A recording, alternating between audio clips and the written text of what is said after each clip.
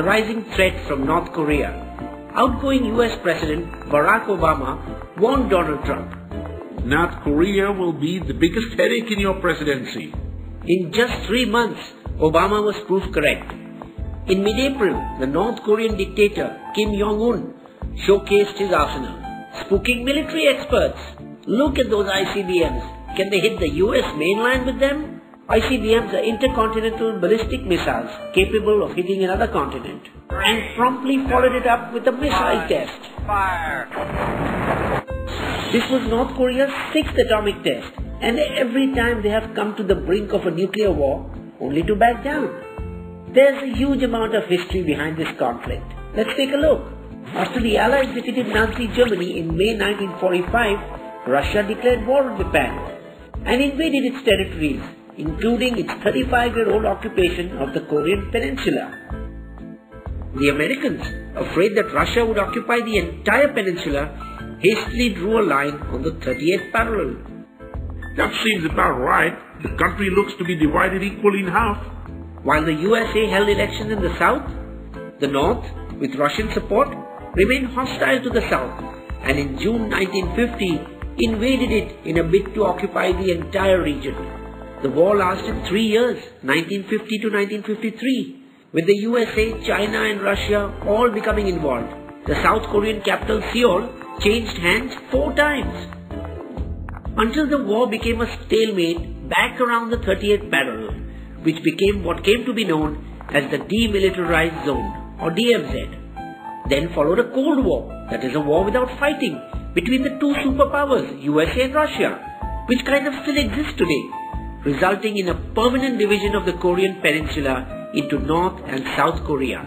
Kim Il-sung remained the leader of North Korea until his death in 1994, followed by his son, Kim Jong Il, until his death in 2011. Kim is the family's surname. We need to have nuclear weapons. In 2006 and 9, under Kim Jong-il, North Korea twice tested nuclear weapons, but the country underwent severe famines. South Korea, under various presidents, attempted to de-escalate the situation and send food and medicine to the north. For the first time in modern history, families that were separated during the Korean partition met each other after almost 50 years. The world believed that the worst was over when the two presidents met for the first time. We will normalize relations between the brothers. We hope this is a new beginning for Korea. But it was not to be. Jong Il died in December 2011, and Kim Jong-un, the third son of the great leader, became president. While South Korea became a modern economy, Kim Jong-un turned out to be the most ruthless of them all and quickly asserted his authority by killing all the other powerful military leaders and conducting even more nuclear tests, leading to the current crisis. Trump talked tough. If the Chinese do not take care of the situation, then we will. The Chinese share a vast border with North Korea and is their largest trading partner, and the last thing they want is to have a flood of refugees. If the US attacks us, we will attack with nuclear weapons. Don't think we are Iraq or Syria. Trump has just dropped the mother of all bombs in Afghanistan. The situation is tense. Could this be the mother of all wars?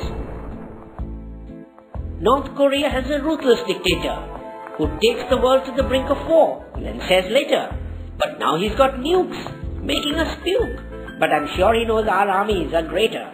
If you like this video, share it with your friends and become Bisbo's friend by subscribing for free to Bisbo's YouTube channel. Come, let's discover the world together.